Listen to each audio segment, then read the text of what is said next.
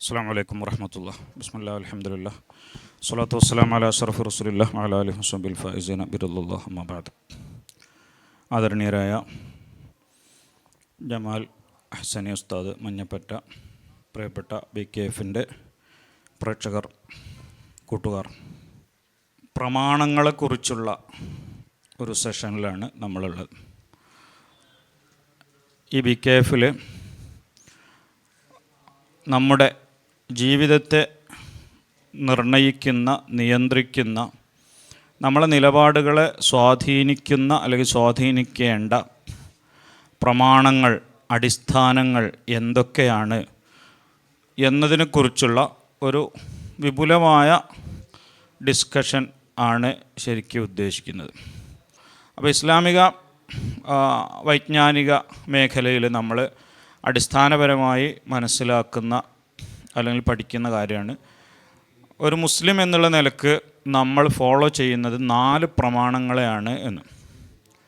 അഥവാ നമ്മുടെ ജീവിതത്തെ എങ്ങനെ നിർണ്ണയിക്കണം എന്നതിൻ്റെ അതോറിറ്റി ആയിട്ട് നാം കാണുന്ന, അല്ലെങ്കിൽ നമ്മുടെ നിലപാടുകളെ രൂപീകരിക്കാനുള്ള അടിസ്ഥാനങ്ങളായി, അടിസ്ഥാന സോഴ്സുകളായി നമ്മൾ കാണുന്നത് 4 പ്രമാണങ്ങളെയാണ് എന്ന് സാധാരണ നമ്മൾ അടിസ്ഥാന മത പഠനത്തിൽ തന്നെ, മദ്രസാ തലത്തിൽ നിന്ന് തന്നെ പഠിക്കാറുണ്ട്.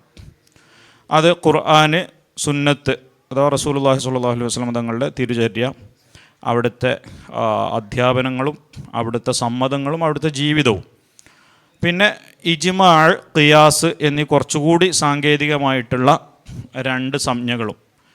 ഖുർആൻ എല്ലാവർക്കും മനസ്സിലാവും, ഹദീസും ജസ്റ്റ് പറഞ്ഞാൽ എല്ലാവർക്കും മനസ്സിലാവും.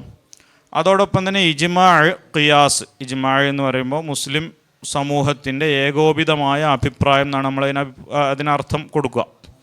കുറച്ചുകൂടെ വിശദീകരിച്ച് മനസ്സിലാക്കേണ്ടതുണ്ട്. അതുപോലെ 4-മത്തത് ഖിയാസ്, കുറേയും കൂടെ എന്താ പറയുക, ഈ അക്കാഡമിക്കലാണ് അല്ലെങ്കിൽ സാങ്കേതികമാണ്. അത് കുറച്ചുകൂടി വൈജ്ഞാനികമായി ശ്രദ്ധിക്കുന്നവർക്കാണ് ശരിക്കും മനസ്സിലാവുക.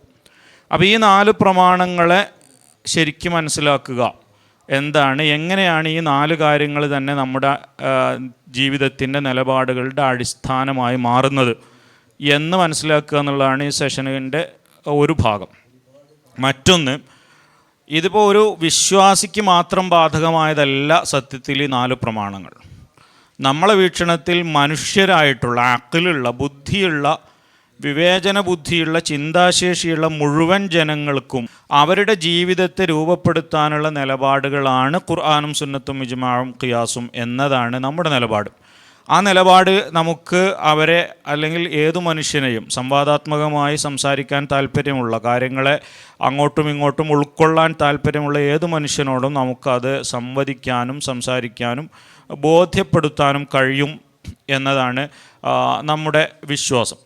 അപ്പോൾ ആ അടിസ്ഥാനത്തിൽ എങ്ങനെയാണ് ഒരു നിലവിൽ വിശ്വാസിയോ അല്ലെങ്കിൽ അങ്ങനെ ഏതൊരു തരത്തിലുമുള്ള അലയൻസും, ഏതൊരു തരത്തിലുള്ള വിശ്വാസത്തോടും അലയൻസ് ഇല്ലാത്ത, തീർത്തും നിഷ്പക്ഷൻ എന്ന് പറയാവുന്ന, അഥവാ കാര്യങ്ങളെ അതിൻ്റെ യാഥാർത്ഥ്യത്തോടുകൂടെ സമീപിക്കണമെന്ന ശുദ്ധ ചിന്താഗതിയുള്ള, എന്താ പറയുക, ഇങ്ങനെ ഒരു മത്സര സ്വഭാവമോ നിഷേധഭാവമോ അല്ലെങ്കിൽ താർക്കിക സ്വഭാവമോ ഒന്നും പുലർത്താതെ കാര്യങ്ങളെ വസ്തുനിഷ്ഠമായി സമീപിക്കണം, മനസ്സിലാക്കണമെന്ന് ആഗ്രഹിക്കുന്ന ഏതു മനുഷ്യനും എങ്ങനെയാണ് ഖുർആൻ പ്രമാണമായി വരിക? സ്വാഭാവികമായിട്ട് അള്ളാഹു പറഞ്ഞു എന്ന് പറഞ്ഞിട്ട് നമ്മൾ പറയുന്ന ഏതൊരു കൽപ്പനയും അത് അള്ളാഹുവിൽ വിശ്വസിക്കുന്നവർക്കല്ലേ ബാധകമാകൂ എന്നൊരു ചോദ്യം മറുവശത്തുണ്ടാവും. സ്വാഭാവികമായിട്ട് ഇപ്പോൾ യുക്തി വാദപരമെന്ന് സ്വയം കരുതുന്ന ചിന്തക്കാർ, അല്ലെങ്കിൽ പിന്നെ എന്താ പറയുക, ശാസ്ത്രം മാത്രമാണ് അറിവിൻ്റെ സ്രോതസ്സ് എന്ന് കരുതുന്ന വാദക്കാർ, അവരെ സംബന്ധിച്ചൊക്കെ അള്ളാഹു പറഞ്ഞു അല്ലെങ്കിൽ റസൂൽ പറഞ്ഞു എന്നതിനെ ഞാൻ എന്തിനു അംഗീകരിക്കണം? അള്ളാഹുവിനെയും റസൂലിനെയും അംഗീകരിക്കുന്നവരല്ലേ അതിനെ അംഗീകരിക്കേണ്ടതുള്ളൂ. ഞാൻ അങ്ങനെ അംഗീകരിക്കുന്നില്ലല്ലോ, അതുകൊണ്ട് എനിക്കത് പ്രമാണമല്ലല്ലോ എന്ന ഒരു ധാരണ ഉണ്ടാകാൻ സാധ്യതയുണ്ട്. സത്യത്തിൽ അയാൾക്കും അള്ളാഹു പറഞ്ഞു എന്നത് പ്രമാണമാണ്. അത് എങ്ങനെയാണ് അയാൾക്ക് പ്രമാണമാവുന്നത്? എങ്ങനെയാണ് അയാൾക്ക് അള്ളാഹു പറഞ്ഞതിനെ പ്രമാണമാണ് എന്ന് നാം മനസ്സിലാക്കി കൊടുക്കുന്നത് അല്ലെങ്കിൽ അയാളുടെ മുന്നിൽ അവതരിപ്പിക്കുന്നത് തുടങ്ങിയ വിഷയങ്ങളിൽ നിന്ന് ആരംഭിച്ച് ഖുർആനും സുന്നത്തും ഇജ്മാഉം ഖിയാസ് വരെ എത്തുന്ന ഒരു എന്താ പറയുക, ഒരു കമ്പൈൻഡ് സെഷനാണ് ഇൻഷാ അല്ലാഹ് ഇത്. അതിൻ്റെ ആദ്യ ഭാഗം കുറച്ചുകൂടി അതിൻ്റെ വിശാലമായ തലങ്ങളിലേക്ക് ബഹുമാനപ്പെട്ട ജമാൽ ഉസ്താദ് സംസാരിക്കും.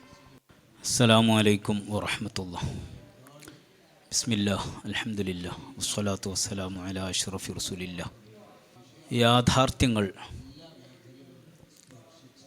ആപേക്ഷികമല്ല എന്നതാണ് ശരി. ഇപ്പോൾ നമ്മളിരിക്കുന്ന സദസ്സിൽ വളരെ പടർന്ന് പന്തലിച്ച് നിൽക്കുന്ന ഇങ്ങനെ ഒരു മാവുണ്ട് എന്നത് ഒരു സത്യമാണെങ്കിൽ അതെല്ലാവർക്കും സത്യം തന്നെ. അതല്ലാതെ എന്നെ സംബന്ധിച്ചിടത്തോളം അവിടെ മാവുണ്ട്, മറ്റൊരാൾക്ക് മാവില്ല, ഇങ്ങനെ ഒരു യാഥാർത്ഥ്യം ഇല്ല എന്നുള്ളതാണ് ശരി. അപ്പോൾ അതേപോലെ തന്നെ ഒരു കാര്യം പ്രമാണമാണെങ്കിൽ അത് എല്ലാവർക്കും പ്രമാണമാണ്. അതിൽ വിശ്വാസിയോ അവിശ്വാസിയോ ഭൗതികവാദി മതവാദി ഇങ്ങനെയൊന്നും വ്യത്യാസമില്ല എന്നതാണ് ശരി. അപ്പോൾ മുസ്ലിങ്ങൾക്ക് ഒരു പ്രമാണം, മുസ്ലിങ്ങൾ അംഗീകരിക്കുന്ന പ്രമാണം, മറ്റുള്ളവർ അംഗീകരിക്കാത്തത് അങ്ങനെയുണ്ട്. അതല്ലാതെ ഖുർആൻ ഹദീസ് മുസ്ലിങ്ങൾക്ക് മാത്രം പ്രമാണം, മറ്റുള്ളവർക്ക് പ്രമാണമല്ല എന്ന് പറയുന്നത് ഞാൻ നേരത്തെ പറഞ്ഞ അർത്ഥത്തിൽ ശരിയാണ്. അത് പ്രമാണമാണെങ്കിൽ എല്ലാവർക്കും പ്രമാണമാണ്. ആരുടെ മുന്നിലും അത് സ്ഥിരീകരിക്കാൻ സാധിക്കുകയും വേണം. അപ്പോഴേ അത് യഥാർത്ഥത്തിൽ പ്രമാണമാവുകയുള്ളൂ. ഈ ഒരു ആമുഖത്തോടുകൂടെ നമ്മുടെ മുഹിദ്ദീൻ ബുഖാരി ഉസ്താദ് പറഞ്ഞ വിഷയത്തിൻ്റെ ഏറ്റവും അടിസ്ഥാന വിഷയത്തിലേക്ക് ജസ്റ്റ് ഒന്ന് കടന്നു ചെന്ന് ഇൻഷാ അല്ലാഹ് നമ്മൾ ഉദ്ദേശിക്കുന്ന ഭാഗത്തേക്ക് നമുക്ക് വരാം. അപ്പോൾ നമ്മുടെ അറിവുകൾ, ഓരോ വിഷയത്തോടുള്ള നമ്മുടെ നിലപാടുകൾ പല രീതിയിൽ നമുക്ക് കാണാൻ സാധിക്കും. ചില കാര്യങ്ങൾ വെറും ഊഹങ്ങളായിരിക്കും, മറ്റു ചില ഇത് അനുമാനങ്ങൾ എന്ന് പറയാൻ പറ്റും. മൂന്നാമത്തെ ചില കാര്യങ്ങളെക്കുറിച്ച് നമ്മുടെ അറിവുകൾ എന്ന് പറയാൻ പറ്റും. വേണമെങ്കിൽ അതിൻ്റെയും മുകളിൽ നമുക്ക് വേണമെങ്കിൽ തീർപ്പുകൾ എന്ന ഒരു ഭാഗത്തെ കൂടി നമുക്ക് കാണാൻ സാധിക്കും. തീർപ്പുകൾ എന്നതുകൊണ്ട് ഞാൻ ഉദ്ദേശിക്കുന്നത് നമുക്ക് അത് ഉറപ്പാണെന്ന് മാത്രമല്ല, ഒരു കാലത്തും ഇനി അത് തിരുത്തേണ്ടി വരില്ല എന്നുകൂടി ബോധ്യപ്പെട്ട കാര്യങ്ങളെക്കുറിച്ചാണ്. അപ്പോൾ നമുക്ക് ഉറപ്പാണെന്ന് പറയാൻ പറ്റുന്ന കാര്യങ്ങളെക്കുറിച്ചാണ് ഞാൻ പുതിയ ഒരു പദമായിട്ട്, അത് പല പദങ്ങളും ഉപയോഗിക്കാറുണ്ട്, ഞാൻ കൺഫ്യൂഷൻ വരാതിരിക്കാൻ വേണ്ടി പുതിയൊരു പദം പറഞ്ഞതാണ്. 5 എന്ന് പറയുന്ന 10ൻ്റെ പകുതിയാണ്. ഏതൊരു വസ്തുവിൻ്റെയും ഒരു ഭാഗം മാത്രം അതിനോളം ഉണ്ടാവുകയില്ല എന്നൊക്കെ പറയുന്ന തരത്തിലുള്ള, ഇപ്പോൾ നമുക്ക് ഉറപ്പാണെന്ന് മാത്രമല്ല ഇനി ഒരിക്കലും അത് തിരുത്തേണ്ടി വരികയുമില്ല എന്നുകൂടി ബോധ്യപ്പെട്ട ബോധ്യങ്ങളെക്കുറിച്ചാണ് ഞാനിവിടെ തീർപ്പുകളെന്ന് പറഞ്ഞത്. ഇതിനൊക്കെ ഒരു പക്ഷേ നമ്മുടെ അറിവുകൾ എന്ന് ചിലപ്പോൾ പറഞ്ഞേക്കും. അപ്പോൾ ഊഹങ്ങളടക്കമുള്ള അനുമാനങ്ങൾ, അറിവുകൾ, ഇത്തരം തീർപ്പുകൾ എന്നെല്ലാം പറയുന്നതിനെക്കുറിച്ചൊക്കെ നമുക്ക് വേണമെങ്കിൽ അറിവുകളെന്ന് പറയാം. ഉറപ്പാണെന്നും ഉറപ്പാണ്, ഇനി ഒരിക്കലും നമ്മുടെ മനസ്സിന് അത് നീക്കാൻ സാധിക്കില്ല. നമ്മൾ വേണമെങ്കിൽ കൊല്ലാം, നമ്മൾ ഹൃദയത്തെ അരച്ച് എന്തോ ആക്കാം, പക്ഷേ ഇത് നീക്കാൻ സാധിക്കില്ല എന്ന് പറയുന്ന തരത്തിലുള്ള തീർപ്പുകൾ വെച്ചുകൊണ്ട് മാത്രമേ യഥാർത്ഥത്തിൽ യാഥാർത്ഥ്യം ഏത്, ശരി ഏത്, തെറ്റേത് എന്ന് പ്രത്യേകിച്ച് നമുക്ക് അനുഭവിച്ചറിയാൻ കഴിയാത്ത കാര്യങ്ങളിൽ മുഖവിലക്കെടുക്കാൻ പറ്റുള്ളൂ എന്നുള്ളതാണ് നമ്മുടെ ഇത്തരം വിഷയങ്ങൾ ചർച്ച ചെയ്യുന്ന നമ്മുടെ ഇമാമിങ്ങൾ നമ്മൾ പഠിപ്പിച്ചിട്ടുള്ളത്. അതിനാണ് നമ്മൾ സാധാരണ അറബിയിൽ സാബിത്തായ ഇത്തിഖാദ് എന്നൊക്കെ പറയും. ഉറച്ച, ഒരിക്കലും നീങ്ങാത്ത തരത്തിലുള്ള, നീങ്ങൂല എന്നുകൂടി ഉറപ്പുള്ള തരത്തിലുള്ള അറിവുകൾ, വിശ്വാസങ്ങൾ എന്ന് പറയുന്നത്. അപ്പോൾ ഇവിടെ ഉസ്താദ് പറയുന്നതിന് തുടരുന്നു. എൻ്റെ ഇടക്ക് നമ്മളെ ഭാഷാപരമായ ചില പരിമിതിയും കൂടെ അതിൻ്റെ ഇടക്ക് മനസ്സിലാക്കുന്നത് നല്ലതെന്ന് വെച്ചിട്ട് ആഡ് ചെയ്യാണ്. ഈ വിശ്വാസം എന്നാണ് സാധാരണ നമ്മൾ മലയാളത്തിൽ പറയാം, നമ്മുടെ ഈമാനിനെ പറ്റിയിട്ടും എത്തിഖാദിനെ പറ്റിയിട്ടൊക്കെ. ഈ വിശ്വാസം അല്ലെങ്കിൽ ഇംഗ്ലീഷിൽ നമ്മൾ ബിലീഫ് അല്ലെങ്കിൽ ഫെയ്ത്ത് എന്ന് പറയും. ഈ പദങ്ങളൊന്നും സത്യത്തിൽ ഈമാനിൻ്റെയോ എഴുത്തിഖാദിൻ്റെയോ ട്രാൻസ്ലേഷൻ അല്ല എന്നതാണ് വസ്തുത. എന്ന് മാത്രമല്ല, ഒരർത്ഥത്തിൽ അത് സത്യത്തിൽ ഈ അർത്ഥത്തെ തെറ്റിദ്ധരിപ്പിക്കുക മാത്രമല്ല, തെറ്റായി മനസ്സിലാക്കിപ്പിക്കുന്ന, വേണമെങ്കിൽ വിരുദ്ധമെന്ന് പോലും പറയാവുന്ന അർത്ഥമാണ് വിശ്വാസം എന്നുള്ളത്. ശരിക്കും നമ്മൾ പണിയെടുക്കേണ്ട ഒരു സംഗതി കൂടിയാണ്. ഭാഷയിലും നമുക്ക് കുറേ പണികളുണ്ടാവും. അത്തരം പണികളിൽ ഒന്നാണ് ഈമാനിനും എഴുത്തിഖാദിനും ഉള്ള ശരിയായ പദപ്രയോഗങ്ങൾ രൂപപ്പെടുത്തുക എന്നുള്ളത്. കാരണം ഇംഗ്ലീഷിലെ ബിലീഫിൻ്റെയും ഫെയ്ത്തിൻ്റെയും മീനിങ് നിങ്ങൾ വെറുതെ സെർച്ച് ചെയ്ത് നോക്കിയാൽ മനസ്സിലാവും. വിത്തൗട്ട് പ്രൂഫ്, ഒരു കാര്യത്തെ വിത്തൗട്ട് പ്രൂഫ്, തെളിവില്ലാതെ ആക്സെപ്റ്റ് ചെയ്യുന്നതിനാണ് വിശ്വാസം എന്നും പറയാം, ബിലീഫ് എന്നും പറയാം, ഫെയ്ത്ത് എന്നും പറയാം. തെളിവില്ലാതെ, അഥവാ ലെന്നാണ് ശരിക്കും. ലെന്നിയാത്തിനാണ് ഒരർത്ഥത്തിൽ, എല്ലാ ലെന്നിയാത്തും അല്ലെങ്കിലും ശരിയാണ് എന്ന്, അത് മലയാളത്തിലും ഏറെക്കുറെ അങ്ങനെയാണ്. അത് ശരിയാണ്, ഞാൻ കരുതുന്നു എന്നാണ്, ഞാൻ വിശ്വസിക്കുന്നു എന്ന് പറഞ്ഞ അർത്ഥം. അതീ പറഞ്ഞ ഉറപ്പാണ് എന്നിടത്ത് മാക്സിമം എത്തുള്ളൂ, അല്ലെങ്കിൽ ഉറപ്പാണെന്ന് തോന്നുന്നു എന്നുള്ളിടത്ത് എത്തുള്ളൂ. ഉറപ്പാണെന്നുള്ളിടത്ത് എന്തെയില്ല, അത് എത്തുന്നേ ഇല്ല. ആ ഒരു പരിമിതിയിൽ നിന്ന് വേണം നമ്മൾ മനസ്സിലാക്കാൻ. അപ്പോൾ നമ്മൾ ഈമാൻ എന്ന് പറയുമ്പോൾ ആളുകൾ മനസ്സിലാക്കുന്നത് വിശ്വാസം എന്ന് പറഞ്ഞാൽ ഉറപ്പില്ലാത്ത എന്ന ഒരു പ്രശ്നം നമ്മളിത് അവതരിപ്പിക്കുമ്പോൾ ഉണ്ട്. അപ്പോൾ ഈമാൻ എന്ന് പറഞ്ഞാൽ തീർപ്പ് ഉള്ളിൽ ബോധ്യപ്പെടുകയും ആ ബോധ്യത്തെ മനസ്സുകൊണ്ട് അംഗീകരിക്കുകയും, ബോധ്യപ്പെടുക മാത്രമല്ല, ബോധ്യപ്പെട്ടതിനെ അംഗീകരിക്കാനുള്ള വിമുഖത മറ്റൊരു വശമാണ്. ഉള്ളിൽ ഉറപ്പുണ്ടെങ്കിലും അതിനെ അംഗീകരിക്കാനുള്ള വിമുഖത, അഥവാ അതിനോട് കീഴൊടുങ്ങാനുള്ള യാഥാർത്ഥ്യത്തോട് ഇസ്ലാം ചെയ്യാനുള്ള ഒരു വിമുഖതയും ഒരു പ്രശ്നമാണ്. അപ്പോൾ ഈ യാഥാർത്ഥ്യത്തെക്കുറിച്ചുള്ള തീർപ്പും ആ തീർപ്പിനോട് ഉള്ള അംഗീകാരവും അടങ്ങുന്ന ഒരു സാധനമാണ് ഈമാൻ എന്ന് പറഞ്ഞത്, അല്ലേ സാർ? ഇത്തരം നിരവധി തീർപ്പുകൾ നമുക്ക് നൽകുന്ന ഏറ്റവും അടിസ്ഥാനപരമായ മനുഷ്യൻ്റെ രണ്ട് കഴിവുകളാണ് ഹിസ് അഥവാ ഇന്ദ്രിയങ്ങളിലൂടെ ലഭിക്കുന്ന വിവരം എന്ന് വേണമെങ്കിൽ പറയാം. അതുപോലെ ബുദ്ധി. ഇത് രണ്ടും വിവേചനരഹിതമായി എല്ലാ മനുഷ്യർക്കും ഉള്ളതാണ്. മനുഷ്യരെക്കുറിച്ചാണ് നമ്മൾ കാര്യമായി ഇപ്പോൾ ചർച്ച ചെയ്യുന്നത്. ഉസ്താദ് അതിൻ്റെ ഒരല്പവും കൂടെ വിശാലമായ ഭാഗത്തേക്ക് കൊണ്ടുപോയി. സാധാരണ എല്ലാ മനുഷ്യർക്കുമുള്ള രണ്ട് കഴിവുകളാണ് ബുദ്ധിയും ഇന്ദ്രിയങ്ങളിലൂടെ കിട്ടുന്ന വിവരവും, അല്ലെങ്കിൽ ഇന്ദ്രിയങ്ങൾ എന്ന് പറയാം. ഈ രണ്ട് കഴിവുകൾ എന്ന് പറഞ്ഞാൽ മനുഷ്യവംശത്തെക്കുറിച്ച് പറയുകയാണെങ്കിൽ ആദം നബി അലൈഹി സ്വലാത്തു വസ്സലാം, ഹവ്വാ ബീവി എന്നൊക്കെ പറയുന്നത് പോലെയുള്ള വലിയ രണ്ട് മാതാപിതാക്കളാണ്. ആ രണ്ട് കഴിവുകളിലൂടെ നമുക്ക് നേരത്തെ പറഞ്ഞ തരത്തിലുള്ള വിവരങ്ങൾ, വിവിധങ്ങളായ വിവരങ്ങൾ നമുക്ക് ലഭിക്കുന്നുണ്ട്. ഊഹങ്ങൾ പലതും ലഭിക്കുന്നുണ്ട്, അനുമാനങ്ങൾ ലഭിക്കുന്നുണ്ട്, രണ്ട് കഴിവിലൂടെയും ലഭിക്കുന്നുണ്ട്. അറിവുകൾ എന്ന് നമ്മൾ നേരത്തെ പറഞ്ഞ കാര്യങ്ങൾ ലഭിക്കുന്നുണ്ട്. അതിൻ്റെ വിശദീകരണത്തിലേക്ക് ഇനി ഞാൻ പോകുന്നില്ല. തീർപ്പുകൾ എന്ന് പറയാൻ പറ്റുന്ന തരത്തിലുള്ള വിവരങ്ങളും ഈ നാലിലൂടെയും ലഭിക്കുന്നുണ്ട്, ഈ രണ്ടിലൂടെയും ലഭിക്കുന്നുണ്ട്. അവകൾ സംയോജിപ്പിച്ചുകൊണ്ട് ബുദ്ധിയുടെ ചിന്ത എന്നൊക്കെ പറയുന്ന രീതിയിലുള്ള മാർഗത്തിലൂടെ വീണ്ടും ഒരുപാട് വിവരങ്ങൾ നമുക്ക് ലഭിക്കുന്നുണ്ട്. യഥാർത്ഥത്തിൽ മനുഷ്യന് ബുദ്ധി മാത്രമായിരുന്നുവെങ്കിൽ വളരെ പരിമിതമായ ഇജ്തിമാഉൻ നഖീലൈനി മുഹാലാണ്, കോൺട്രാഡിക്ഷൻ അസംഭവ്യമാണ് എന്നൊക്കെ പറയുന്ന തരത്തിലുള്ളൊരു വിവരം, അതുമായി ബന്ധപ്പെട്ട ചില കാര്യങ്ങൾ മാത്രമേ ഒരു പക്ഷേ നമുക്ക് ലഭിക്കുമായിരുന്നുള്ളൂ. ഇന്ദ്രിയങ്ങൾ മാത്രമായിരുന്നുവെങ്കിൽ നമ്മുടെ അനുഭവത്തിൽ കിട്ടുന്ന കാര്യങ്ങൾ മാത്രം, അത് വെച്ച് പുതുതായ കാര്യങ്ങൾ കണ്ടെത്താനൊന്നും നമുക്ക് സാധിക്കുമായിരുന്നില്ല. യഥാർത്ഥത്തിൽ ഇത് രണ്ടും കൂടി കൂടിയപ്പോൾ ഞാൻ നേരത്തെ പറഞ്ഞതുപോലെ വെറും ആദം നബി അലൈഹി സ്വലാത്തു വസ്സലാം മാത്രമായിരുന്നുവെങ്കിൽ ഇവിടെ വേറൊരു മനുഷ്യനുണ്ടാവുമായിരുന്നില്ല. അല്ലാഹു സുബ്ഹാനഹു വ തആല വെച്ച ഒരു വ്യവസ്ഥിതി അനുസരിച്ചാണ് ഞാൻ പറയുന്നത്. ഹവ്വാ ബീവി അലൈഹി റളിയല്ലാഹു തആല അൻഹ മാത്രമായിരുന്നുവെങ്കിലും ഇവിടെ നമ്മളൊന്നും ഉണ്ടാവുമായിരുന്നില്ല. പക്ഷേ രണ്ടുപേരും ചേർന്നപ്പോൾ രണ്ടാണെന്ന് പറഞ്ഞിട്ട് കാര്യമല്ല. നിരവധി മനുഷ്യർ, കോടിക്കണക്കിന് മനുഷ്യർ ഇത്രയും കാലമായിട്ടുണ്ടായി, ഇനിയും എത്രയോ മനുഷ്യർ ജനിക്കാൻ പോവുകയാണ്.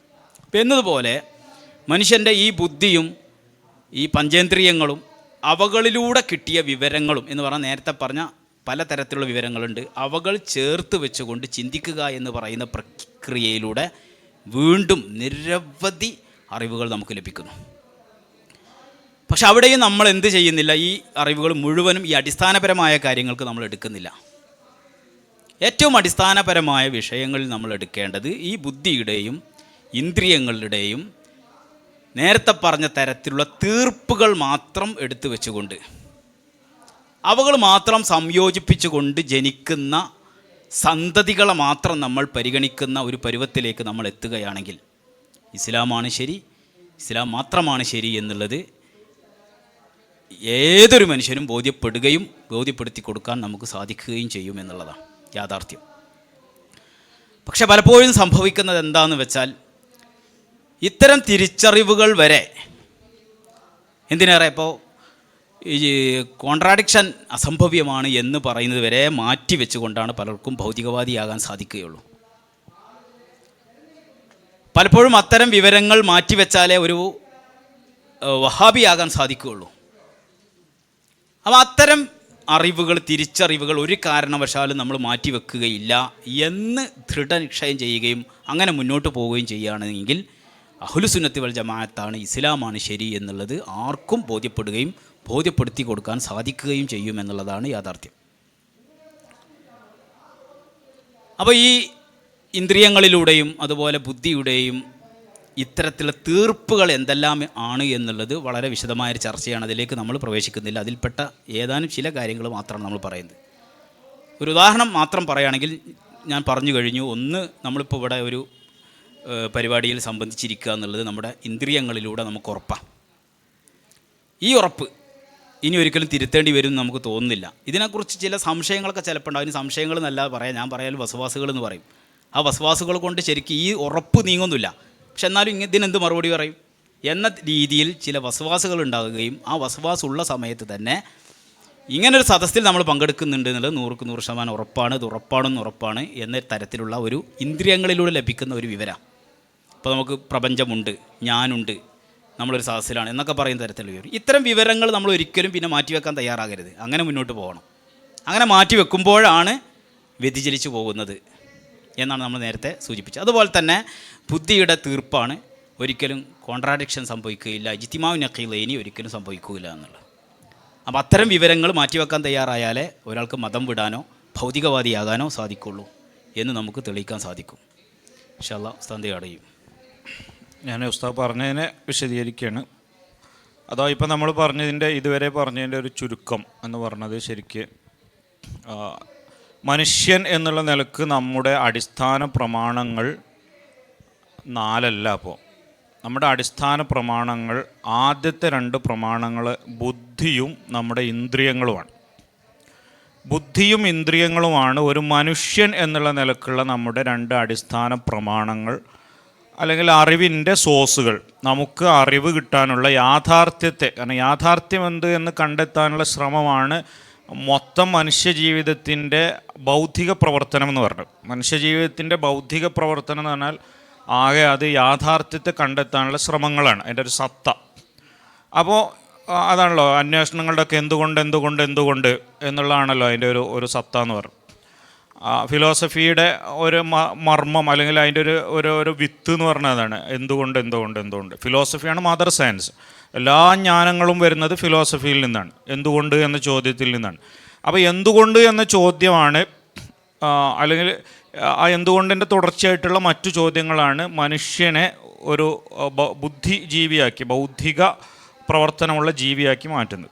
ആ നിലക്ക് മനുഷ്യൻ്റെ ഒരു ബുദ്ധിയുള്ള ജീവി എന്നുള്ള നിലക്ക് യാഥാർത്ഥ്യങ്ങളെ തിരിച്ചറിയാനുള്ള നമ്മുടെ അടിസ്ഥാന പ്രമാണങ്ങൾ അല്ലെങ്കിൽ സ്രോതസ്സുകൾ എന്ന് പറഞ്ഞത് ബുദ്ധിയും ഇന്ദ്രിയങ്ങളുമാണ്. അത് രണ്ടും നമുക്ക് തരുന്നത് തീർച്ചയുള്ള വിവരങ്ങളാണ്. അത് തരുന്നതിലെ ഒരു ഭാഗം തീർച്ചയുള്ള വിവരങ്ങളാണ് എന്ന തീർപ്പ് നമുക്ക് ആദ്യം വേണം എന്നതുകൂടിയാണ്. അതിനെപ്പോലും നിരാകരിക്കുന്നത്, ഇതൊക്കെ തന്നെ മായയാണോ, ഞാനിവിടെ ഇപ്പോൾ ഇരിക്കുന്നുണ്ടോ, ഞാൻ ഇരിക്കുന്നു എന്നത് എൻ്റെ ഒരു തോന്നലാണോ, യഥാർത്ഥത്തിൽ ഞാൻ തന്നെ ഉണ്ടോ എന്ന് എന്താ പറയുക, ഒരാൾ ആ ഒരു അവസ്ഥയിൽ എത്തിയിരിക്കുന്ന ആളോട് പിന്നെ നമുക്ക് ബൗദ്ധികമായ ഒരു സംസാരത്തിന് പ്രസക്തിയില്ല. അപ്പോൾ ഞാൻ എന്ന് പറയുന്ന ഒരു വ്യക്തിയുണ്ട്, ഞാൻ ചിന്തിക്കുന്നുണ്ട്, നിങ്ങൾ എന്ന് പറഞ്ഞ ചില അസ്തിത്വങ്ങൾ ഇവിടെ ഉണ്ട്, ഇവിടെ ഞാനിപ്പോൾ നിങ്ങളുടെ കൂടെ ഇരിക്കുകയാണ് തുടങ്ങി ഇന്ദ്രിയങ്ങളിൽ നിന്ന് കിട്ടുന്ന കാര്യങ്ങൾ മനസ്സിലാക്കുകയും അതിനെ എന്താ പറയുക സംശയാതീതമായ യുക്തിപരമായ പ്രക്രിയകൾ കൊണ്ട് അതിനെ എന്താ പറയുക വിശകലനം ചെയ്യുകയും ചെയ്യുന്നു. മനഃശാസ്ത്രത്തിൻ്റെ ഭാഷയിൽ പറയുമ്പോൾ സെൻസേഷനും പിന്നെ പെർസെപ്ഷനൊക്കെ അടങ്ങുന്ന പ്രക്രിയകൾ. സെൻസേഷൻ എന്ന് പറയുമ്പോൾ നമ്മൾ ഇന്ദ്രിയങ്ങളിലൂടെ കിട്ടുന്ന ആദ്യത്തെ വിവരം, പിന്നെ അതിനെ തലയിൽ നമ്മൾ അതിനൊരു ചിത്രമാക്കി മാറ്റുന്ന, ഇതെല്ലാം കൂടി കൂട്ടി പരസ്പരം കണക്റ്റ് ചെയ്യുന്ന പ്രക്രിയയാണ് പെർസെപ്ഷൻ എന്ന് പറഞ്ഞത്. ഈ രണ്ട് സംഗതികളിലൂടെയാണ് നമ്മുടെ അറിവുകൾ വരുന്നത്. അത് മനസ്സിലാക്കുകയും അത് ബോധ്യപ്പെടുകയും ചെയ്ത ഒരാളെ സംബന്ധിച്ച് പിന്നെ അടുത്ത സ്റ്റെപ്പിലേക്ക് പോകലും എളുപ്പമാണ്. അപ്പോൾ പറഞ്ഞതിൻ്റെ ആകത്തുക മനുഷ്യർ വഴിതെറ്റാനുള്ള രണ്ട് കാരണം, ഒന്ന് ചില വസ്വാസുകൾ കാരണമായിട്ട് എന്ന് പറയാം. വിശദീകരിക്കാൻ നമുക്കിപ്പോൾ സാധ്യമല്ല, അതുകൊണ്ട് അങ്ങനെ ചുരുക്കി പറയണം. ഒന്ന്, മനുഷ്യൻ്റെ തീർപ്പുകൾ വരെ ചില സമയങ്ങളിൽ നമ്മൾ അവഗണിക്കുന്നു എന്നുള്ളതാണ്. അതിൻ്റെ ഉദാഹരണങ്ങളൊക്കെ പറയാൻ നമുക്ക് സാധിക്കും, ഞാനതിലേക്ക് പോകുന്നില്ല. നേരത്തെ പറഞ്ഞതുപോലെയുള്ള വിഷയങ്ങൾ വരെ, പ്രപഞ്ചം ഉണ്ട് എന്നുള്ളത് നിഷേധിക്കുക, അല്ലെങ്കിൽ കോൺട്രാഡിക്ഷൻ ഉണ്ടാകാമെന്ന് പറയുക, ഇങ്ങനെയുള്ള നമ്മുടെ തീർപ്പുകൾ വരെ അവഗണിക്കുക എന്നുള്ളതാണ് ഒരു കാരണം. രണ്ടാമത്തെ കാരണം നേരത്തെ പറഞ്ഞു, ഈ ഇന്ദ്രിയങ്ങളിലൂടെയും ബുദ്ധിയിലൂടെയും നമുക്ക് അനുമാനങ്ങളടക്കമുള്ള ഊഹങ്ങളടക്കമുള്ള സംഭവങ്ങൾ ലഭിക്കുന്നുണ്ട്. അവയെ അമിതമായി പരിഗണിക്കുക എന്നുള്ളതാണ് രണ്ടാമത്തെ ഒരു കാരണമായിട്ട് നമുക്ക് മനസ്സിലാക്കാൻ പറ്റുക. വിശദീകരണങ്ങളിലേക്ക് നമ്മൾ പോകുന്നില്ല, ഇൻഷാ അല്ലാഹ് അതിൻ്റേതായ അവസരങ്ങൾ വരുമ്പോൾ ഏത് വിഷയം നമ്മൾ എടുത്ത് ചർച്ച ചെയ്താലും ദൈവാസ്തിക്യമടക്കമുള്ള വിഷയങ്ങളിൽ നമുക്കിത് രണ്ടിൻ്റെയും ഉദാഹരണങ്ങൾ പറയാൻ പറ്റും. അതിലേക്ക് നമ്മളിപ്പോൾ വിശദമായി പോകുന്നില്ല. അടുത്തതായി നമുക്ക് പറയാനുള്ളത്, നമുക്ക് വളരെ സുപരിചിതമായിട്ടുള്ള ഒരു വാദമാണ് ശാസ്ത്രമാത്രവാദം. ശാസ്ത്രത്തിലൂടെ മാത്രമേ വിവരം ലഭിക്കുള്ളൂ എന്ന് പറയുന്ന സംഭവം. അതുപോലെ തന്നെ അപകടകരമായിട്ടുള്ള മറ്റൊരു വാദമാണ് ബുദ്ധിമാത്രവാദം. എന്താണതിന് സാങ്കേതികമായി പറയാന്നുള്ളത് അറിഞ്ഞുകൂടാ. അഥവാ അതെ, ബുദ്ധിയിലൂടെ എന്ന് പറഞ്ഞാൽ ബുദ്ധിയുടെ തീർപ്പ് മാത്രമേ ഗണ്യതമായതുള്ളൂ, തീർപ്പുകളുള്ളൂ. ശാസ്ത്രത്തിലൂടെ ലഭിക്കുന്നത് പോലും തീർപ്പാണെന്ന് പറയാൻ പറ്റില്ല. നമ്മുടെ ഇന്ദ്രിയങ്ങളിലൂടെ ലഭിക്കുന്നതൊന്നും തീർപ്പ് എന്ന് പറയാൻ പറ്റില്ല. കണക്കില്ലാത്തത്രയും സ്രോതസ്സുകളിലൂടെ തവാത്തുറായിട്ട് ലഭിക്കുന്ന വിവരങ്ങൾ പോലും തീർപ്പ് എന്ന് പറയാൻ പറ്റില്ല എന്നൊക്കെ പറഞ്ഞ് വാദിക്കുന്ന ചില ആളുകൾ നമുക്ക് കാണാൻ പറ്റും. നമുക്ക് പറയാനുള്ളത്, ശാസ്ത്രത്തിലൂടെയും ഈ പറഞ്ഞ തരത്തിലുള്ള ഉറപ്പ് ലഭിക്കാം, പലതും ലഭിച്ചു എന്ന് തന്നെ നമുക്ക് അനുഭവമുള്ള കാര്യങ്ങളെക്കുറിച്ചൊക്കെ പറയാൻ പറ്റും എന്തായാലും. അതുപോലെ നമ്മുടെ ഇന്ദ്രിയങ്ങളിലൂടെയും ഉറപ്പ് ലഭിക്കും, ബുദ്ധിയിലൂടെയും ലഭിക്കും. അപ്പോൾ ഇത് ഞാൻ പ്രത്യേകം പറയാനുള്ള കാരണം, ഏതൊരുറപ്പിനും ഒരു ഇജ്തിമാഉൻ നഖീലൈനിൽ ഒരു കോൺട്രാഡിക്ഷനിൽ കൊണ്ടുപോയി അവസാനിപ്പിച്ചാലേ അത് അന്തിമ തീർപ്പാകൂ എന്ന ഒരു ദുസ്വഭാവം ചില ആളുകളിൽ നമ്മൾ കാണാറുണ്ട്. അതും ശരിയല്ല. ഇപ്പോൾ യഥാർത്ഥത്തിൽ ഇപ്പോൾ നമ്മളിപ്പോൾ ഒരു സദസ്സ് ഇവിടെ ഉണ്ട് എന്നുള്ളത് നേരത്തെ പറഞ്ഞ തീർപ്പാണ്. ഇതിപ്പോൾ തെളിയിക്കാൻ നമുക്കൊരിക്കലും ഒരു ഇജ്തിമാഉൻ നഖീലൈനിലൂടെയും തെളിയിക്കാൻ സാധിക്കുകയില്ല. അപ്പോൾ ഇന്ദ്രിയങ്ങളിലൂടെയും തീർപ്പുകൾ ലഭിക്കും, അതുപോലെ തന്നെ ബുദ്ധിയിലൂടെയും ലഭിക്കും. ഈ ബുദ്ധിയിലൂടെയും ഇന്ദ്രിയങ്ങളിലൂടെയൊക്കെ ലഭിച്ച തീർപ്പുകൾ കൂട്ടിച്ചേർത്തുകൊണ്ട് അങ്ങനെയും നമുക്ക് ഉറപ്പ് ലഭിക്കും എന്നതാണ് യാഥാർത്ഥ്യം. അപ്പോൾ അത് നമ്മൾ കൃത്യമായി മനസ്സിലാക്കേണ്ട ഒരു നിർബന്ധം ഉണ്ട് എന്നുള്ളതാണ് പറയേണ്ടത്. പ്രത്യേകിച്ച് ഇപ്പോൾ നമ്മൾ പറയാം, സാധാരണഗതിയിൽ എല്ലാവരും അംഗീകരിക്കുമെന്നാണ് ഞാൻ മനസ്സിലാക്കുന്നത്. ഗാന്ധിജി എന്ന് പറയുന്ന ഒരു മഹാത്മാവ് നമ്മുടെ ഈ ഇന്ത്യയിൽ ജീവിച്ചിരുന്നു എന്നുള്ളത് എല്ലാവരും അംഗീകരിക്കുമെന്നാണ് നമ്മൾ മനസ്സിലാക്കുന്നത്. അംഗീകരിക്കുമെന്ന് പറഞ്ഞു കഴിഞ്ഞാൽ അത് നമ്മുടെ ഒരു അനുമാനമോ അല്ലെങ്കിൽ നേരത്തെ പറഞ്ഞ തരത്തിലുള്ള അറിവിലോ ഒതുങ്ങുന്നതല്ല. അതിൻ്റെയൊക്കെ അങ്ങനെ സംഭവിച്ചിട്ടുണ്ട് എന്നുള്ളത് 100% ഉറപ്പാണെന്നും ഉറപ്പാണ്. നമ്മെ സംബന്ധിച്ചിടത്തോളം നമ്മളത് നേരത്തെ നമ്മൾ പറഞ്ഞു, നമ്മളിപ്പോൾ ഒരു സദസ്സിൽ ഇരിക്കുകയാണ് എന്നുള്ളത് തീർപ്പാണ്. അതുപോലെ തന്നെ യാതൊരു സംശയവുമില്ലാത്ത തരത്തിലുള്ള തീർപ്പ് തന്നെയാണ് അങ്ങനത്തെ ഒരു മഹാത്മാവ് ഇവിടെ ജീവിച്ചിരുന്നു എന്നുള്ളത്. പക്ഷേ അത് നമുക്ക് നമ്മുടെ വെറും ബുദ്ധിപരമായിട്ടുള്ള തെളിവുകളിലൂടെ സ്ഥാപിക്കാൻ സാധിക്കുകയില്ല. അത് നമുക്ക് ലഭിച്ചത് കണക്കില്ലാത്തത്രയും ആളുകളുടെ റിപ്പോർട്ടുകളിലൂടെയാണ്. അവരെ നേരിട്ട് അനുഭവിച്ച ആളുകൾ നമുക്ക് കൈമാറി എന്ന രീതിയിലാണ്, അഥവാ മുത്തവാത്തിറായ ഖബർ എന്ന് പറയും, വാർത്തയിലൂടെയാണ് നമുക്കത് ലഭിച്ചിട്ടുള്ളത്. യഥാർത്ഥത്തിൽ അങ്ങനെ ഒരു മഹാത്മാവ് ജീവിച്ചിരുന്നോ ഇല്ല എന്നുള്ളതിൽ നമുക്ക് യാതൊരു സംശയവും ഇല്ലാതെ 100% ഉറപ്പാണ്. ഞാൻ എന്തിനാണ് ഈ ഉദാഹരണം പറഞ്ഞത്, അല്ലെങ്കിൽ 2 ഉദാഹരണങ്ങൾ പറഞ്ഞത് നമ്മൾ നല്ലോണം മനസ്സിലാക്കണം. അപ്പോഴേ നമുക്ക് മുഹമ്മദ് മുസ്തഫ സല്ലല്ലാഹു അലൈഹി വസല്ലമ തങ്ങൾ നബിയാണ്, അല്ലെങ്കിൽ വഹ്യ് ഒരു വിവരം നൽകുന്ന മാധ്യമമാണ് എന്ന് ആരുടെ മുന്നിലും സമർത്ഥിക്കാൻ സാധിക്കുമെന്ന് ബോധ്യപ്പെടണമെങ്കിൽ ഈ തത്വം നമ്മൾ നല്ലോണം മനസ്സിലാക്കണം.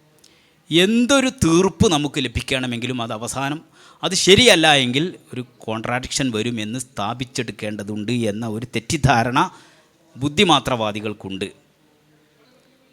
നമ്മളങ്ങനെയുള്ള ആളുകളൊക്കെ അങ്ങനെയുള്ള ആളുകളോട് സംസാരിച്ചിട്ടുണ്ട്. അതുകൊണ്ടാണ് ഞാൻ പറയുന്നത്. അങ്ങനെ ഒരു തെറ്റിദ്ധാരണ ചിന്താലോകത്ത് പല ആളുകൾക്കും സംഭവിക്കാറുണ്ട്. അത് ശരിയല്ല എന്നുള്ളതാണ് പറയുന്നത്. ശാസ്ത്രമാത്രം വാദം പോലെ തന്നെ നമുക്ക് ബുദ്ധിയുടെ മാത്രമേ തീർപ്പ് ലഭിക്കുള്ളൂ എന്നതും വലിയ അപകടമാണ് എന്നുള്ളതാണ് സൂചിപ്പിക്കുന്നത്. യഥാർത്ഥത്തിൽ മഹാത്മാഗാന്ധി എന്ന് പറയുന്ന ഒരു മഹാൻ ഭൂമിയിൽ ജീവിച്ചിരിക്കുക എന്ന് പറയുന്നത് നമ്മുടെ ബുദ്ധിപരമായ ഭാഷയിൽ പറയുകയാണെങ്കിൽ അത് പോസിബിളായ ഒരു കാര്യം മാത്രമാണ്, മുംകിൻ മാത്രമാണ്. അങ്ങനെ സംഭവിക്കുകയും ചെയ്യാം, സംഭവിക്കാതിരിക്കുകയും ചെയ്യാം. ഇത്രേ ബുദ്ധി പറയുള്ളൂ. എന്നാൽ അങ്ങനെ ഒരാളുണ്ട് എന്ന് ബുദ്ധി നമ്മുടെ തിരിച്ചറിവ് തീർപ്പ് പറയണമെങ്കിൽ വേറെന്തോ കൂടണം. അതാണ് നമ്മൾ നേരത്തെ പറഞ്ഞത്. നമുക്ക് അത് നേരിട്ട് അനുഭവിച്ച കണക്കില്ലാത്ത അത്രയും ആളുകൾ നമ്മളെ ബുദ്ധി ഇവരെല്ലാവരും കൂടി ഒരിക്കലും കളവ് പറഞ്ഞതാകാൻ സാധ്യതയില്ല എന്ന് അതും ബുദ്ധിയുടെ തീർപ്പാണ് നമ്മൾ തിരിച്ചറിയണം. സാധാരണ അതിൻ്റെ നമ്മൾ തവാത്തുറിൻ്റെ നിർവചനമൊക്കെ പറയുമ്പോൾ ഇത് കേൾക്കുന്ന അറബി അറിയാത്ത ആളുകൾക്ക് പ്രയാസമാകുമെന്ന് കരുതിയിട്ടാണ് ഞാൻ അത്തരം പദങ്ങളൊക്കെ പരമാവധി പറയാതിരിക്കുന്നത്. അപ്പോൾ ആശയങ്ങൾ പറയാം, മലയാളത്തിലുള്ള സാങ്കേതിക പദങ്ങൾ പോലും പറഞ്ഞാൽ ചിലപ്പോൾ തിരിയാത്തൊരവസ്ഥ വന്നേക്കാം. അപ്പോൾ നേരിട്ട് അനുഭവിച്ച നിരവധി ആളുകൾ നമ്മോട്, അല്ലെങ്കിൽ അവരിൽ നിന്ന് കേട്ട ആളുകൾ നമ്മോട് ഇങ്ങനെ ഒരു മഹാത്മാവ് ജീവിച്ചിരുന്നു എന്ന് പറയുകയും ഇവരെല്ലാവരും കൂടെ പറഞ്ഞത് ഒരിക്കലും കളവാകാൻ സാധ്യതയില്ല എന്ന് നമ്മുടെ ബുദ്ധി തന്നെയാണ് അത് തീർപ്പ് പറയുന്നത്. അപ്പോൾ ഇജ്തിമാഉൻ നഖീലൈനി എന്ന് പറയുന്ന സംഭവം ഒരിക്കലും നടക്കൂല എന്ന് ഏത് ബുദ്ധിയാണോ പറയുന്നത്, അതേ ബുദ്ധി തന്നെ ഇങ്ങനൊരു ഖബർ ലഭിക്കുന്ന സമയത്ത്, ഒരു വാർത്ത ഇത്രയും ഈ രീതിയിൽ കിട്ടുന്ന സമയത്ത് അതേ ബുദ്ധി തന്നെയാണ് എന്തും തീർപ്പ് പറയുന്നത്. ഇതൊരിക്കലും തെറ്റൂല എന്നുള്ളത്. അപ്പോൾ ബുദ്ധിയുടെ തീർപ്പ് തന്നെയാണ്, പക്ഷേ വെറും ബുദ്ധിയുടെ തീർപ്പല്ല എന്ന് മാത്രം. ഈ ഒരു കാര്യം കൂടി കൂടിയിട്ടുള്ള തീർപ്പാണ്. അപ്പോൾ നമ്മുടെ ബുദ്ധി തന്നെയാണ് ഇവിടെ നമ്മൾ സദസ്സിൻ്റെ തീർപ്പാക്കിയത് എന്ന് വേണമെങ്കിൽ പറയാം. കാര്യങ്ങളൊക്കെ കിട്ടുന്നത് ബുദ്ധിയിലൂടെങ്കിലും കടന്നു പോയിട്ടാണ്, അല്ലെങ്കിൽ ബുദ്ധിയാണ് തീരുമാനിക്കുന്നത് എന്ന് പറയുകയാണെങ്കിൽ. പക്ഷേ അതിന് നമ്മുടെ ഈ ഇന്ദ്രിയങ്ങളിലൂടെ ഈ അനുഭവങ്ങളും കിട്ടിയതിൻ്റെ ശേഷമാണ് ബുദ്ധി തീർപ്പ് പറയുന്നത്. അപ്പോൾ ഇത്തരം തീർപ്പുകളൊക്കെ ഒരേ ഗ്രേഡിലായിട്ട് നമ്മൾ മനസ്സിലാക്കണം എന്നാണ് പറയാനുള്ളത്. സാറിന് പറയാം. അപ്പോൾ ഇപ്പോൾ നമ്മൾ എത്തിയത് ഒന്ന്, പിന്നെ അടിസ്ഥാനപരമായൊരു മനുഷ്യൻ്റെ പ്രമാണങ്ങൾ, അറിവിൻ്റെ സ്രോതസ്സുകൾ എന്ന് പറഞ്ഞത് ബുദ്ധിയും ഇന്ദ്രിയങ്ങളുമാണ്. ഇന്ദ്രിയങ്ങൾ മാത്രം ഉണ്ടായതുകൊണ്ട് നമുക്കൊരു വിവരം കിട്ടില്ല, കാരണം ഇന്ദ്രിയങ്ങൾ എല്ലാ ജന്തുക്കൾക്കും ഉണ്ട്. അപ്പോൾ ആ ഇന്ദ്രിയങ്ങളിലൂടെ കിട്ടുന്ന സെൻസേഷനെ അതിനെ ലോജിക്കലായി കണക്റ്റ് ചെയ്തൊരു പെർസെപ്ഷനാക്കി മാറ്റുന്ന ആ ശേഷി, അതാണ് നമ്മുടെ ബുദ്ധി എന്ന് പറയുന്ന, യുക്തി എന്ന് പറഞ്ഞ, നമ്മുടെ വിവേചന ബുദ്ധി എന്നൊക്കെ പറഞ്ഞ ഈ സാധനങ്ങൾ. അപ്പോൾ ഈ ശേഷി കൂടെ കൂടുമ്പോഴാണ് ഈ രണ്ട് സാധനങ്ങളിൽ നിന്നാണ് നമുക്ക് വിവരം. അപ്പോൾ ശരിക്കും പറഞ്ഞാൽ ഇന്ദ്രിയങ്ങളിലൂടെ കിട്ടുന്നതും ഉസ്താദ് പറഞ്ഞ പോലെ എന്തിനാണ്, അഖിലിൻ്റെ സഹായത്തോടെയാണ് നമ്മൾ മനസ്സിലാക്കുക. എന്തായാലും രണ്ട് ബേസിക് പ്രമാണങ്ങളാണ്, സ്രോതസ്സുകളാണ് നമുക്കുള്ളത്. ഈ സ്രോതസ്സുകളിൽ നിന്നാണ് ഇനി നമ്മൾ അടുത്ത സ്രോതസ്സുകൾ രൂപപ്പെടുത്തുന്നത്. ഈ ബുദ്ധിയും സെൻസേഷനും വെച്ച്, അഥവാ ഇന്ദ്രിയ ജ്ഞാനവും വെച്ചിട്ട് നമ്മൾ നിരീക്ഷിക്കുമ്പോൾ നമുക്ക് കിട്ടുന്ന മൂന്നാമത്തെ ഒരു പ്രമാണമായിട്ട് രൂപപ്പെടുന്നതാണ് ശരിക്കും ഈ രണ്ട് പ്രമാണങ്ങളുടെ തുടർച്ചയായി, പക്ഷേ സ്വയം എടുത്തു പറയാൻ മാത്രം രൂപപ്പെടുന്ന മൂന്നാമത്തെ ഒരു പ്രമാണം, ഒരു സ്രോതസ്സാണ് നമ്മൾ അറബിയിൽ മുത്തവാത്തിറായ ഖബർ എന്ന് പറയുന്ന, ഒരിക്കലും തെറ്റാകാനിടയില്ലാത്ത വിധം നമുക്ക് ബോധ്യപ്പെടുന്ന വാർത്തകൾ. അത് നമ്മൾ കണ്ടിട്ടില്ല. ഇപ്പോൾ ഗാന്ധിജി ജീവിച്ചിരുന്നു എന്നത്, അമേരിക്ക എന്നൊരു രാജ്യമുണ്ട് എന്നത്, ബ്രിട്ടൻ എന്നൊരു രാജ്യമുണ്ട് എന്നത്, UNO എന്ന് പറഞ്ഞൊരു ബോഡി ഉണ്ട്, അതിൻ്റെ സെക്രട്ടറി ജനറൽ അന്റോണിയോ ഗുട്ടറസ് ആണ് എന്നുള്ളത്, ഇതൊന്നും നമ്മൾ നേരെ ഇന്ദ്രിയങ്ങളിൽ കണ്ടിട്ടില്ല. നമുക്കത് വെറും ലോജിക്ക് കൊണ്ട് 5+5 = 10 ആണെന്ന് കണ്ടെത്തുന്ന പോലെ, ഒരേ സമയം രാവും പകലും കൂടി ആവാൻ പറ്റില്ല എന്ന് കരുതുന്ന പോലെ, ഒരേ സമയം ഇരുട്ടും വെളിച്ചവും തമ്മിൽ സംഗമിക്കില്ല പൂർണ്ണമായി എന്ന് പറയുന്നത് പോലെ കണ്ടെത്താൻ പറ്റിയ കാര്യമല്ല. അതാണ് ബുദ്ധി കൊണ്ട് മാത്രം കണ്ടെത്തുന്ന കാര്യമല്ല, സംവേദനം കൊണ്ടും കണ്ടെത്താൻ പറ്റില്ല. ശരിക്കും ഇത് രണ്ടിൻ്റെയും കൊണ്ട് റിസൾട്ടാണ്, പക്ഷേ ഇത് മറ്റൊരു സാധനം. അപ്പോൾ 3 തരത്തിലുള്ള ജ്ഞാനസ്രോതസ്സുകൾ ഇപ്പോൾ നമുക്ക് ഉണ്ട് എന്ന വസ്തുതയിൽ നമ്മൾ എത്തിച്ചേരുന്നു. ശാസ്ത്രമാത്രവാദം നമ്മൾ ശരിയല്ല എന്ന് പറഞ്ഞു. ഈ മാർഗങ്ങളിലൂടെ ഇതൊന്നും ഇപ്പോൾ ശാസ്ത്രമല്ല, ബുദ്ധിയിലൂടെ കിട്ടുന്നതും ശാസ്ത്രം എന്ന് പറയാൻ പറ്റില്ല. എന്താണ് ശാസ്ത്രം, ശാസ്ത്രത്തിൻ്റെ രീതി എന്താണെന്ന് നമുക്കറിയാം. അതുപോലെ ഇന്ദ്രിയങ്ങളൂടെ കിട്ടുന്നതും നമുക്ക് പറയാൻ പറ്റുകയില്ല, ശാസ്ത്രം എന്ന് പറയാൻ പറ്റില്ല. നേരത്തെ പറഞ്ഞതുപോലെ അമേരിക്ക ഉണ്ട്, അല്ലെങ്കിൽ ഗാന്ധിജി എന്ന മഹാൻ ഉണ്ടായിരുന്നു എന്നൊക്കെ പറയുന്നത് നമുക്ക് ലഭിച്ചത്, അതൊന്നും ശാസ്ത്രത്തിലൂടെ എന്ന് പറയാൻ പറ്റുകയില്ല. ശാസ്ത്രത്തിൻ്റെ രീതി നമുക്കറിയാം, നിരീക്ഷണങ്ങളൊക്കെ നടത്തി, അങ്ങനെ പ്രത്യേക രീതിയാണല്ലോ. 4-5 ഘട്ടങ്ങളൊക്കെ പിന്നിട്ട് കൊണ്ട് കിട്ടുന്ന വിവരത്തിനെ കുറിച്ചാണ് ശാസ്ത്രീയമായ രീതിയിലൂടെ ലഭിച്ചതെന്ന് പറയാൻ പറ്റുക. അപ്പോൾ ഈ രണ്ട് കാര്യങ്ങൾ, ഒന്ന് ശാസ്ത്രം മാത്രം വാദവും ശരിയല്ല, ബുദ്ധിയിലൂടെ കിട്ടിയത് മാത്രമേ പിന്നെ കോൺട്രാഡിക്ഷൻ വരും എന്ന് സ്ഥിരീകരിക്കാൻ പറ്റുന്ന കാര്യങ്ങൾ മാത്രമേ ശരി എന്നും പറയാൻ പറ്റൂല. തീർപ്പുകൾ പോലും അങ്ങനെയാണ്, അത് മാത്രമേ തീർപ്പാക്കാൻ പറ്റുള്ളൂ എന്ന് പറയാൻ പറ്റൂല എന്നുള്ളത് നമ്മൾ വീണ്ടും വീണ്ടും ആലോചിച്ച് ബോധ്യപ്പെടുത്തേണ്ട ഒരു സംഭവമാണ്. എന്നാൽ അത് അംഗീകരിച്ച് കഴിഞ്ഞാൽ ഇതേപോലെ തന്നെ മനുഷ്യന് വിവരം ലഭിക്കുന്ന ഒരു മാധ്യമമാണ് വഹി എന്ന് പറയുന്നത്. ഖുർആനെയും ഹദീസിനെയും മൊത്തത്തിൽ മുത്തുനബി സല്ലല്ലാഹു അലൈഹി വസല്ലമ തങ്ങൾ അല്ലെങ്കിൽ ഏതെങ്കിലും ഒരു നബി പറഞ്ഞതിനെ മുഴുവനും വഹി എന്നൊരു അടിസ്ഥാനത്തിലാണ് ഞാനിവിടെ അവതരിപ്പിക്കാൻ ആഗ്രഹിക്കുന്നത്.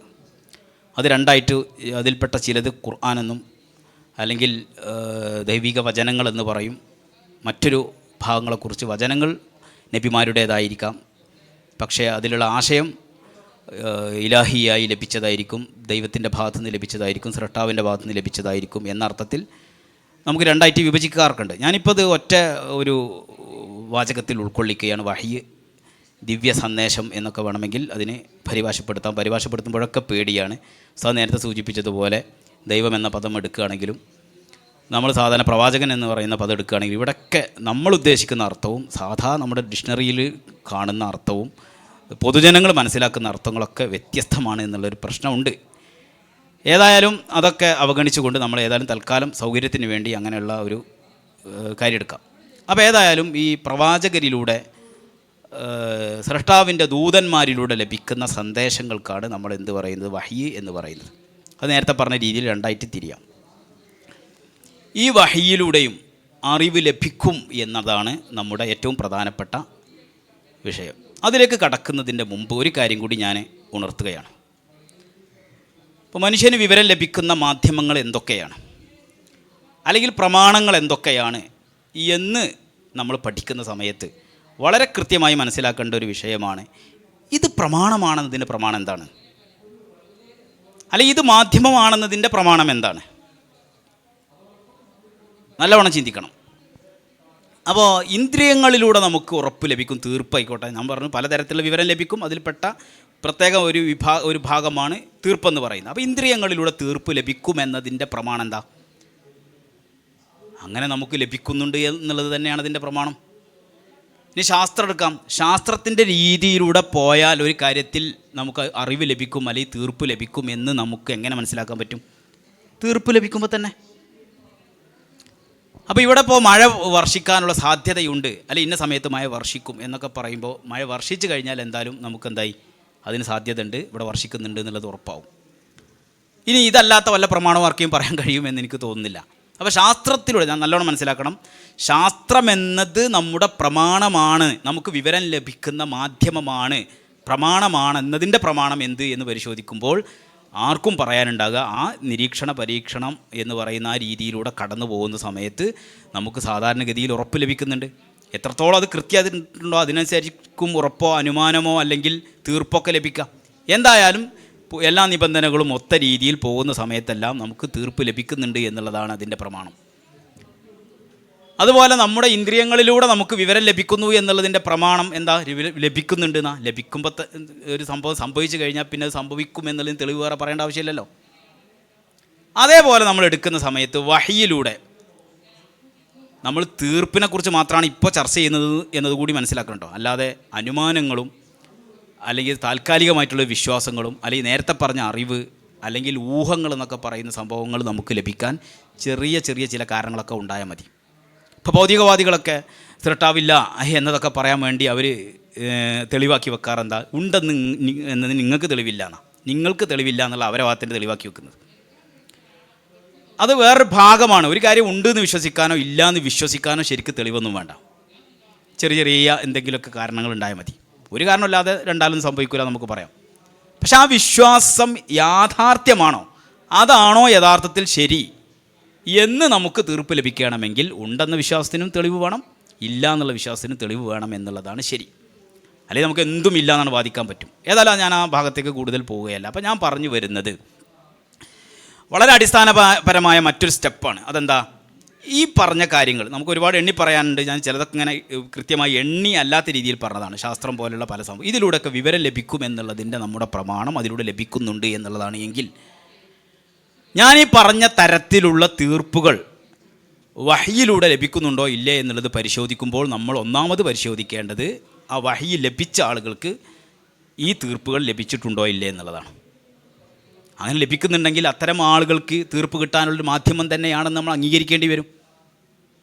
രണ്ടാമത്, ആ വഹി ലഭിച്ച ആളുകളിൽ നിന്ന് പ്രത്യേകമായ മുഅ്ജിസത്തുകൾ എന്നൊക്കെ പറയും, അങ്ങനെ പ്രത്യേകമായ ചില കാരണങ്ങളിലൂടെ ലഭിക്കുന്ന സമയത്ത് അത് നേരിട്ട് അനുഭവിച്ചറിഞ്ഞ ആളുകൾക്കെങ്കിലും ഈ പറഞ്ഞ തരത്തിലുള്ള തീർപ്പ് ലഭിക്കുന്നുണ്ടോ എന്നുള്ളതും നമ്മൾ പരിശോധിച്ച് കഴിഞ്ഞാൽ ലഭിക്കുന്നുണ്ടെന്ന് നമുക്ക് ഉത്തരം കിട്ടിയാൽ വഹയിലൂടെയും ഉറപ്പ് ലഭിക്കും. ആർക്ക് ലഭിക്കും? നേരിട്ട് ആ വഹി അനുഭവിച്ച ആൾക്കും ഉറപ്പ് ലഭിക്കും, അനുഭവിച്ച ആൾ പറയുന്നത് കേൾക്കുന്ന ആളുകൾക്കും ഉറപ്പ് കിട്ടും എന്ന് പറയാൻ സാധിക്കും. അവിടെ നമ്മുടെ ഒരുപാട് യുക്തി ചോദ്യങ്ങളുണ്ടാവും. ഇപ്പോൾ ഇവിടെ നമ്മൾ ഏതെങ്കിലും നബിയുടെ നമുക്ക് വളരെയധികം വിശദമായി പഠിക്കാൻ സൗകര്യപ്പെടുന്ന പ്രവാചകരാണല്ലോ മുഹമ്മദ് മുസ്തഫ സല്ലല്ലാഹു അലൈഹി വസല്ലം തങ്ങൾ. നമ്മളവരുടെ ജീവിതം ഇങ്ങനെ വളരെ ശാന്തമായി ഒന്ന് വായിച്ചു നോക്കിയാൽ, ചരിത്രം വായിച്ചു നോക്കിയാൽ അവർക്ക് ഈ പറയുന്ന കാര്യങ്ങളിൽ ബോധ്യമുണ്ടായിരുന്നോ, ഉറപ്പുണ്ടായിരുന്നോ എന്ന് പരിശോധിച്ച് കഴിഞ്ഞാൽ നിരവധി പ്രമാണങ്ങൾ നമുക്ക് ലഭിക്കും. അവർ പറയുന്ന ആശയങ്ങളിൽ അവർക്ക് തീർപ്പുണ്ടായിരുന്നു എന്നുള്ളത്. അർദ്ധരാത്രി ആരും കാണാത്ത സമയത്ത് കാലിൽ നീർ വന്ന് വളരെയധികം പ്രയാസപ്പെടുന്ന തരത്തിൽ നിസ്കരിച്ച കഥകളും, വല്ലാഹു യഅസിമുക മിനന്നാസ് എന്ന് പറയുന്ന സമയത്ത് അള്ളാഹു തങ്ങളെ സംരക്ഷിച്ചുകൊള്ളും എന്നൊക്കെ പറഞ്ഞ് ആയത്തിറങ്ങിയ സമയത്ത് പാറാവുകാരൊക്കെ പിരിച്ചുവിട്ട കഥകളും, ഇങ്ങനെയുള്ള ഒരുപാട് സംഭവങ്ങൾ നമുക്ക് നിരവധി പറയാൻ പറ്റും. അത് ഒറ്റവാക്ക് പറഞ്ഞാൽ നിങ്ങൾക്കത് ചരിത്രത്തിലൂടെ പോകുന്ന സമയത്ത് മാത്രമേ ബോധ്യപ്പെടുള്ളൂ. പക്ഷേ നമുക്ക് മൊത്തത്തിൽ പറയാൻ പറ്റും റസൂലുള്ളാഹി സ്വല്ലല്ലാഹു അലൈഹി വസല്ലം തങ്ങൾക്ക് അവർക്ക് ലഭിച്ചിരുന്ന വഹയിൽ തീർപ്പുണ്ടായിരുന്നു എന്നുള്ളത് അവരെ ചരിത്രം നോക്കിയാൽ ആർക്കും അതിൽ ശങ്കിക്കാൻ യാതൊരു വകുപ്പുണ്ടാവുകയില്ല.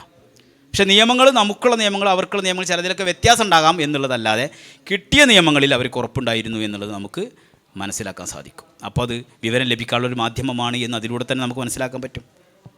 എന്നാൽ അവരിൽ നിന്ന് നേരിട്ട് കേട്ടവരെ നമ്മൾ ആദ്യം എടുക്കുക. സ്വഹാബത്തിന്, നബി ശിഷ്യന്മാർക്ക്, ലക്ഷക്കണക്കിന് സ്വഹാബികൾക്ക് അവർ പറയുന്ന കാര്യം നമ്മൾ നേരത്തെ പറഞ്ഞതുപോലെയുള്ള കാര്യങ്ങളിലൊക്കെ ഉറപ്പുള്ളതുപോലെ ഉറപ്പുണ്ടായിരുന്നോ എന്ന് സ്വഹാബത്തിൻ്റെ നബിയുടെ അനുചരന്മാരുടെ ചരിത്രം നമ്മൾ പരിശോധിച്ച് നോക്കിയാൽ നമുക്കതും ബോധ്യപ്പെടുന്നതാണ്. അതിൻ്റെ വിശദമായ ഭാഗങ്ങളിലേക്ക് ഞാൻ പോകുന്നില്ല.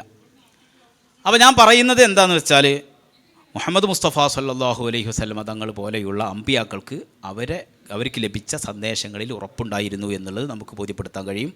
അവരിൽ നിന്ന് നേരിട്ട് അനുഭവിച്ച ആളുകൾക്ക് ഉറപ്പുണ്ടായിരുന്നു എന്ന് സ്വഹാബത്തിൻ്റെ ചരിത്രം നോക്കിയാലും മനസ്സിലാക്കാൻ കഴിയും.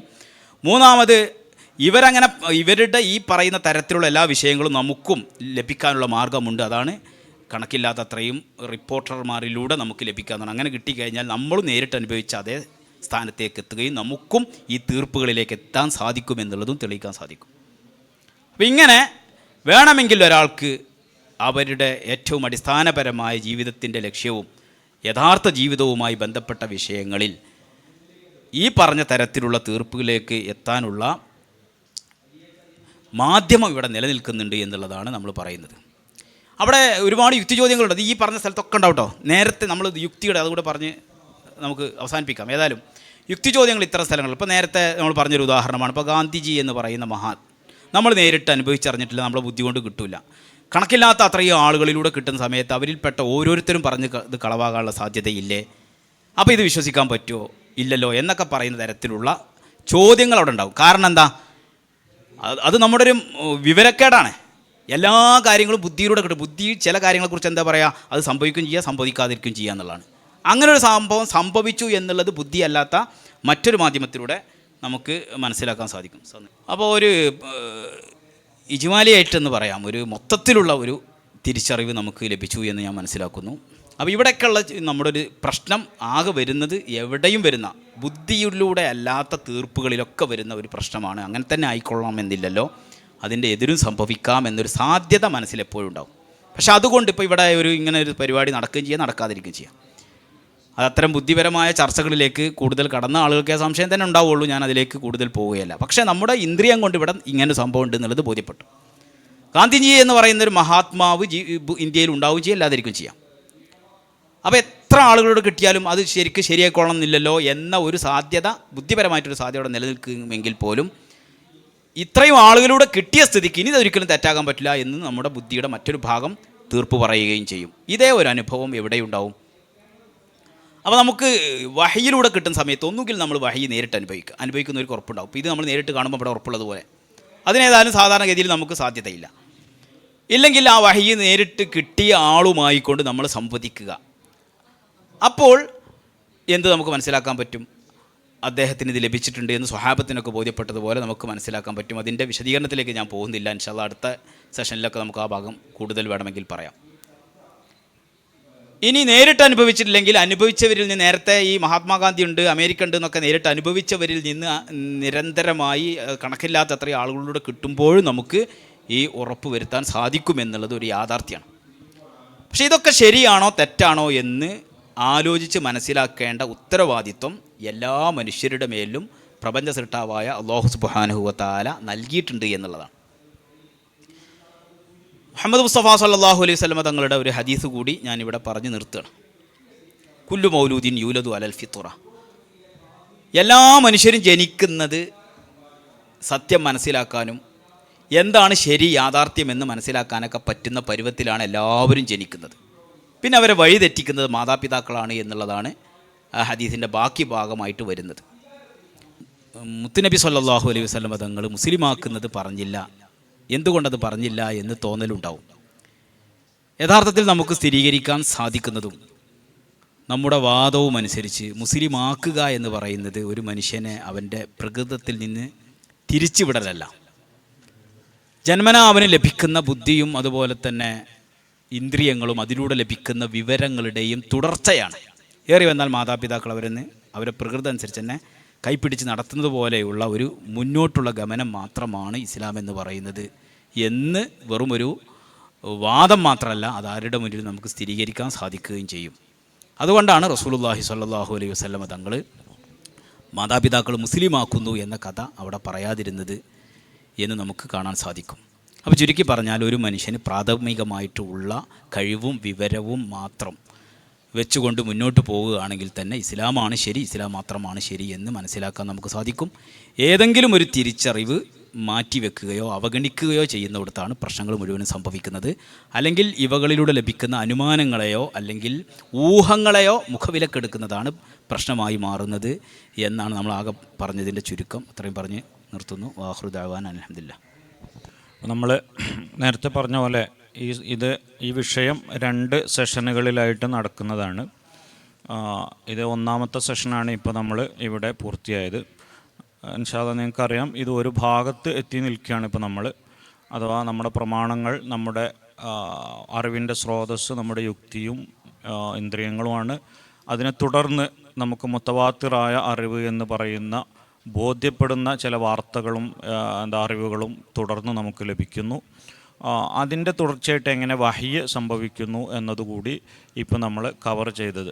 അഥവാ നമ്മൾ കുറച്ച് അവിടെ ഇപ്പോൾ നേരത്തെ പറഞ്ഞ പോലെ ഗാന്ധിജി എന്ന് പറഞ്ഞ ഒരു വ്യക്തി ഉണ്ടായിരുന്നോ ഇല്ലേ എന്നുള്ളത് നമ്മളെ സംബന്ധിച്ച് വിഷയമല്ലെങ്കിൽ നമ്മളത് ജസ്റ്റ് ഒരു സാധ്യതയായിട്ട് വിട്ടാൽ മതി. അതേസമയം അങ്ങനെ ഒരാൾ ഉണ്ടായിരുന്നോ ഇല്ലേ എന്നത് അറിയേണ്ടത് നമ്മുടെ ഒരു നിലപാടിൻ്റെ പ്രശ്നമാകുമ്പോൾ നമുക്ക് അതിൻ്റെ ചരിത്രങ്ങളിലേക്കും രേഖകളിലേക്കും നമ്മൾ പോയി നോക്കും. അതങ്ങനെ ഒരു മിത്താണോ ഒറിജിനലാണോ എന്ന് നമ്മൾ ഒരാളെ പറ്റി പറയുമ്പോൾ അല്ലെങ്കിൽ ഒരു വാർത്ത കേൾക്കുമ്പോൾ നമ്മൾ അതിൻ്റെ പിന്നാലെ പോയി നോക്കേണ്ട വിഷയങ്ങളുണ്ടാവും. അപ്പോൾ നമ്മൾ അതിൻ്റെ പിന്നാലെ അന്വേഷിച്ച് ചരിത്രത്തിലേക്ക് അതിൻ്റെ വാർത്തകളിലേക്ക് ചെല്ലുമ്പോൾ നമുക്ക് 100% ഇപ്പോൾ ഒരു വെസ്റ്റേൺ കൺട്രീസിലുള്ള ഒരാൾ അങ്ങനെ ഒരു റിപ്പോർട്ട് തന്നെ മുമ്പുണ്ടായിരുന്നു. ഗാന്ധി എന്നത് ഒരു കഥാപാത്രമായി മനസ്സിലാക്കിയ വെസ്റ്റേണേഴ്സിനെ കുറിച്ച് മുമ്പ് ഒരു ന്യൂസ് ഉണ്ടായിരുന്നു. അതൊരു യാഥാർത്ഥ്യമല്ല, അങ്ങനെ മനുഷ്യൻ ഉണ്ടായിരുന്നില്ല എന്ന് കരുതുന്നു. ബിക്കോസ് അവരെ സംബന്ധിച്ച് നമ്മളെപ്പോലത്തെ ഒരു വാർത്ത അവർക്ക് ഉണ്ടാവില്ലല്ലോ, സാധാരണക്കാരുടെ കാര്യമാണ്. അപ്പോൾ അങ്ങനെയുള്ള ഒരാളെ സംബന്ധിച്ച് അത് അറിഞ്ഞിരിക്കേണ്ടത് ഒരു അനിവാര്യതയായി വരുന്ന ഘട്ടമുണ്ടെങ്കിൽ അയാൾ ചരിത്രം പഠിക്കുന്നു, റിസോഴ്സുകൾ പരതുന്നു. അപ്പോൾ അയാൾക്ക് ബോധ്യപ്പെടാൻ മാത്രം ഇതൊരു കെട്ടുകഥയല്ല എന്ന് ബോധ്യപ്പെടാൻ മാത്രം വിവരങ്ങൾ അയാളുടെ മുമ്പിലേക്ക് ലഭിക്കുമ്പോൾ ഉണ്ടാകുന്നൊരു ബോധ്യമുണ്ട്. ആ ബോധ്യം വരേക്കാണ് ഇപ്പോൾ നമ്മൾ എത്തി നിൽക്കുന്നത്. അതുകൊണ്ട് തന്നെ ഇതിൻ്റെ തുടർച്ചയുള്ളതുകൊണ്ട് ഇവിടെ ഒരു ഇൻട്രാക്ഷൻ ആവശ്യമുണ്ടെന്ന് കരുതുന്നില്ല. കാരണം ബാക്കി കൂടെ കഴിയുമ്പോഴാണ് ഇൻട്രാക്ഷൻ ഉണ്ടാവുക. ഈ സെഷൻ തൽക്കാലം ഇവിടെ നമ്മൾ വൈൻഡപ്പ് ചെയ്യുന്നു. അസ്സലാമു അലൈക്കും.